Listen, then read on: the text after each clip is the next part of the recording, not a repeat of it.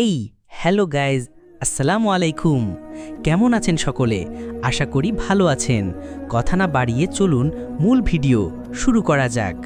একটা রাজ্য ছিল, রাজা ছিলেন দয়ালু, তবে দুঃখের বিষয় তার কোনো সন্তান ছিল না। একদিন রাজা ঘোষণা দিলেন, সব শিশুকে একটা করে বীজ দেব, যারটা সবচেয়ে ভালো উগবে সেই হবে রাজা।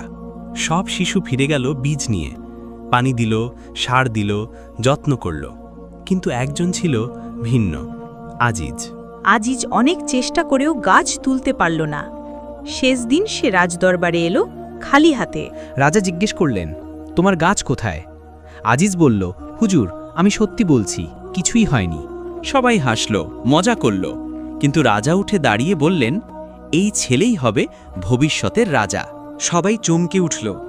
রাজা বললেন, আমি যে বীজ দিয়েছিলাম তা আগেই সিদ্ধ করা ছিল। তোমরা সবাই মিথ্যে দেখিয়েছ, শুধু আজিজ সত্য বলেছে। সত্যবাদিতাই রাজার গুণ।